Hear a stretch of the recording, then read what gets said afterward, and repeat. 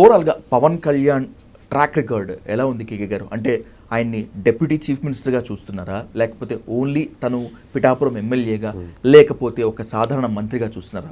What his repercussion ఏంటి, తనకి reflection ఏంటి? కొంచెం పేచీకి అంటే సెక్రటరీకి దగ్గరగా ఉన్న వాళ్ళు, వర్క్ చేస్తున్న వాళ్ళు, నాకు పర్సనల్గా కలిసిన వాళ్ళు ఒక అభిప్రాయం ఏంటంటే ఆయన ఎవరైతే సెక్రటరీలు ఆయనతో పాటు పనిచేస్తున్నారో అంతా అక్కడైతే తక్కువ కరప్షన్ ఉంది అని కంపారిటివ్లీ వేరే మినిస్ట్రీస్తో పోలిస్తే ఫైల్స్ చాలా ఫాస్ట్గా మూవ్ అయిపోతున్నాయి. ఏమన్నా కొంచెం హైదరాబాద్లో ఇంకెక్కడన్నా వేరే దగ్గర ఉన్నా కానీ ఫైల్స్ పంపిస్తే వాళ్ళు అడిగి మీరు అన్నీ వెరిఫై చేశారా చూసారని చెప్పి ఇంతకుముందు ఫస్ట్లో Day 1 Day 2లో వెరిఫై చేసినది కాకపోయినా హీఈస్ బిలీవింగ్ అలాంటి స్ట్రక్చరే పెట్టుకున్నారు. కరప్షన్ మటుకు అసలు చాలా వరకు లేకుండానే చేస్తున్నారు మోస్ట్లీ, కానీ ట్రాన్స్పరెంట్గా ఉన్నంత వరకు. బట్ కంపారిటివ్ అతను నాట్ ఓన్లీ ఒక ఉప ముఖ్యమంత్రి లేకపోతే కాకుండా పార్టీ అధ్యక్షుడు, he have to make sure every village నుంచి ఇక్కడ దాకా స్ట్రక్చర్ ఏర్పడుతుంది అనేది. దాంట్లో మటుకు టీడీపీ తర్వాత, బీజేపీ తర్వాత, వైసీపీ తర్వాత చాలా లీస్ట్ పొజిషన్లో ఉన్నారన్నమాట స్ట్రక్చర్ బిల్డింగ్లో. మీరు 20 అంతస్తుల బిల్డింగ్ కట్టాలి, ఎక్కువ రేపొద్దు నియోజకవర్గంలో కంటెస్ట్ చేయాలి, రేపొద్దు నేను కూడా సీఎం క్యాండిడేట్ అవ్వాలనుకున్నప్పుడు స్ట్రక్చర్ ఈజ్ ద ప్రధానం అండి. మీరు పిల్లర్స్ అంత స్ట్రాంగ్ ఉంటే తర్వాత ఎన్ని ఫ్లోర్లను కట్టుకోవచ్చు. ఇప్పుడు ఏంటంటే ఈ ఫస్ట్ ఫ్లోర్ దాకా కట్టారు కాబట్టి ఇక్కడ సరిపోతుంది ఇది. బట్ ఈ స్ట్రక్చర్తో ఇంకా మీదట ఎక్కువ సీట్లు లేదా ఎక్కువ సీఎం అభ్యర్థిలో ఉన్నటువంటి క్యాండిడేట్లు ఈ స్ట్రక్చర్తో కాదు, ఎమ్మెల్యేలు ఎక్కడ జాయిన్ అవ్వాలని ఇబ్బంది పడుతున్నారు, కార్యకర్తలు మధ్య సఖ్యత లేదు, లేకపోతే సమన్వయం లేనప్పుడు అక్కడ బాగా డిసాస్టర్గా ఉన్నారు. గెలిచిన తర్వాత 21 గెలిచారు. He's the powerful, he's the successful and he's the main reason for that one. But he's also reason for the building structure more. ఇంకా ఇక్కడి నుంచి ఎంత బిల్డ్ చేసుకోవాలి అనే దాంట్లో అక్కడ ఫెయిల్ అవుతున్నారు. ఎన్నికల క్యాంపెయిన్లో పవన్ కళ్యాణ్ ప్రచారం వేరు, against of YS Jaganmohan Reddy, against of YCP సర్కార్ అని నడిచింది. ఈయన డిప్యూటీ చీఫ్ మినిస్టర్ అయిన తర్వాత కంప్లీట్గా సనాతన ధర్మం వైపు ఆయన వాయిస్ ఉంది. కేకే గారు బీజేపీకి ఒక దశలో స్పోక్స్ పర్సన్గా మారిపోయారు, బీజేపీ వాళ్ళకన్నా కూడా ఎక్కువ స్పందిస్తున్నటువంటి విమర్శ మూట కట్టుకుంటున్నారు.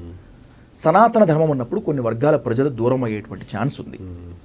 What is Pawan Kalyan impact on the people? దూరం జరిగారా ప్రజలు ఆయనకి, లేకపోతే సనాతన ధర్మం తీసుకున్న తర్వాత దగ్గరయ్యారా? అంటే ఇది ఆబ్వియస్గా వాళ్ళు ఒక స్ట్రాటజికల్ స్టెప్ తీసుకున్నారండి. ఇండివిజువల్గా మరి ఎన్నో క్యాలిక్యులేషన్స్ వేసి ఒక స్టెప్ తీసుకుంటారు.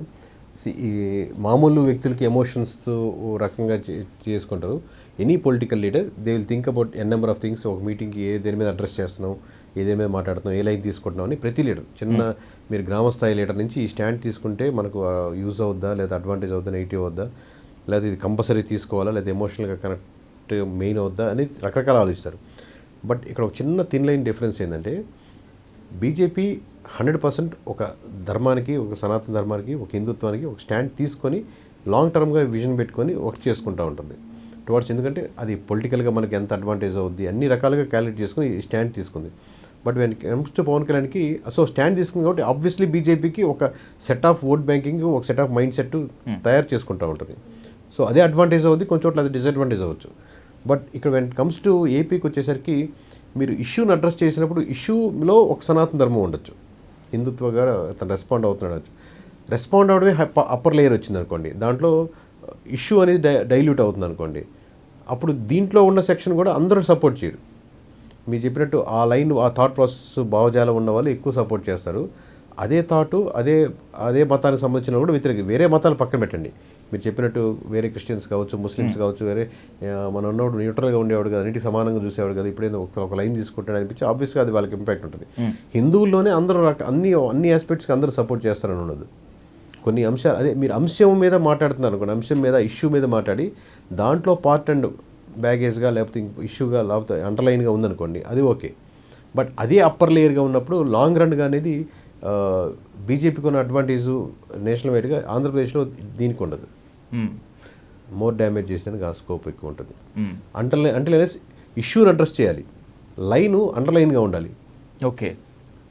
సో ఓవరాల్గా పవన్ కళ్యాణ్ పర్ఫార్మెన్స్ మీరు ఎన్ని మార్క్స్ ఇస్తారు పర్సనల్గా యాజ్ అ సెఫాలజిస్ట్గా? అసలు ఇచ్చేది ఏం లేదు సార్, ప్రజాభిప్రాయం ప్రకారం తీసుకుంటే మీరు చూపించిన పర్సంటేజ్ కాకుండా మీకు ఇంకా ఏదైనా ఉందా? నేను చెప్పాను కదా సార్, స్ట్రక్చర్ బిల్డ్ చేసుకోవాలి. స్ట్రక్చర్ బేస్లో డిసాస్టర్గా ఉందన్నమాట. అంటే ఒక మండలం స్థాయి నుంచి, లేకపోతే చిన్న గ్రామ స్థాయి నుంచి, ఇంకా చెప్పాలంటే వార్డు స్థాయి నుంచి, బూత్ స్థాయి నుంచి మీరు నేషనల్ స్టేట్ వైడ్గా ఉన్న ఆ స్ట్రక్చర్ బిల్డ్ చేసుకోకుండా ఇది లాంగ్ రన్గా కొనసాగదు. మీ అంటే ఒక్కరే లాగాలి అంటే వర్కౌట్ అవుతుంది సార్ ఇది. ఎందుకంటే పర్సన్ సెంట్రిక్గా ఉండకూడదు, స్ట్రక్చర్ సెంట్రిక్. ఇప్పుడు బీజేపీ అమిత్ షా కాకపోతే లేకపోతే మోడీ కాకపోతే ఇంకొకరు వస్తుంటారు, మారుతుంటారు. స్ట్రక్చర్ బిల్డ్ అవుతూ ఉంటుంది. ఇతను కాకపోతే వెంటనే ఇంకో సీఎం అని పెడతారు, అదే ఏం మారదు, మళ్ళీ వాళ్ళే గెలుస్తుంటారు. స్ట్రక్చర్ బిల్డ్ అవుతూ ఉంటుంది, మళ్ళీ ఇంకొకరు మారుస్తారు. సో స్ట్రక్చర్గా ఇది నేషనల్ పార్టీ కావచ్చు, అది స్టేట్ లెవెల్ పార్టీ కావచ్చు. ఇప్పుడు టీడీపీకి మీకు ప్రతి వార్డు వరకు ఒక స్ట్రక్చర్ ఉంటుంది. ఓడిపోయినా ఆ స్ట్రక్చర్ ఉంటుంది, గెలిచిన ఆ స్ట్రక్చర్ ఉంటుంది. సో స్ట్రక్చర్ బిల్డింగ్ అనేది లాంగ్ రన్గా ఉండేదానికి పార్టీకి ఉపయోగపడుతుంది. వ్యక్తి సెంట్రిక్గా ఉంటే అది లాంగ్ రన్ ఉండదు. రైట్.